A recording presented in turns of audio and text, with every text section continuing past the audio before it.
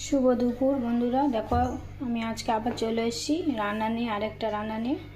তো আজকে আমি রান্না করে দেখাবো তোমাদেরকে ডাঁটার শাক। তো প্রথমে কড়াতে তেল দিয়েছি, তেলটা ভালো গরম হয়ে গেছে দেখো। তো এর মধ্যে আমি দেব এই শুকনো লঙ্কাটাকে, দেখো সুন্দর করে কুচিয়ে রেখেছি, আর কালো জিরে নিয়েছি। তো এটা আমি এখন তেলে দিয়ে দেবো।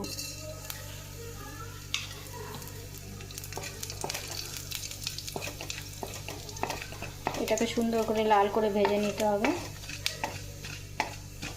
আমি আর কোনো লঙ্কা দেবো না শাকের মধ্যে, এই একটা লঙ্কাই কুচি করে দিলাম। এটা ভাতের সঙ্গে মেখে খেতে হবে।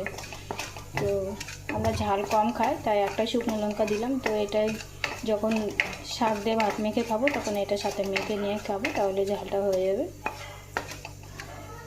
তো এর মধ্যে এখন আমি দেবো, দেখো লঙ্কাটা লাল হয়ে গেছে, এর মধ্যে দেবো আমি রসুন কুচি।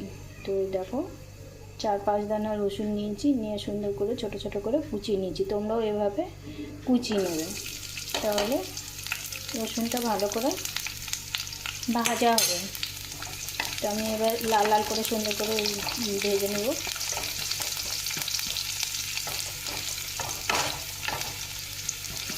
লাল করে ভাজা হলে এখানে আমি শাক, দেখো এখানে আমি শাক কুচি রেখেছি। তো শাকটা একদম কুচি করেছি বলে একদম মিহি হয়েছে বলে, তো আমি এই বড় ঝুড়িতে ধুতে পারিনি, অর্ধেক বেরিয়ে যাবে বলে। তো আমি আটা চালের মধ্যে ধুয়েছি। তোমরা চাইলে এইভাবে আটা চালের মধ্যেও ধুতে পারো, তাহলে শাক কুচি হলে একদম বেরিয়ে যাবে না। আর আমার শাক সবসময় কুচি করে কাটাটা পছন্দ, আর খেতেও এটা ভালো হয়, একদম পুরো চন্দনের মতন গলে যায়। তো এটা মুখে লাগে না, শাকটা খেতে টেস্ট হয় বেশি।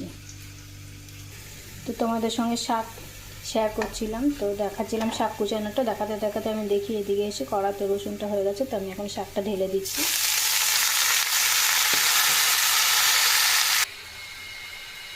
তো বন্ধুরা দেখো, আমি শাকটা ঢেলে দিয়ে তারপর পরিমাণ মতন লবণ আর হলুদ দিয়ে দিচ্ছি। এখানে আমি কোনো জল অ্যাড করব না, কারণ শাকটা দিয়ে এমনিতে জল বেরিয়ে যাবে। শাকটা দিয়ে যে পরিমাণে জল বেরোবে সেই জল দিয়ে শাকটা সেদ্ধ হয়ে যাবে, তাই আমি আর কোনো জল ব্যবহার করব না এখানে। তোমরাও জল দেবে না, শাক এমনি গলে যাবে।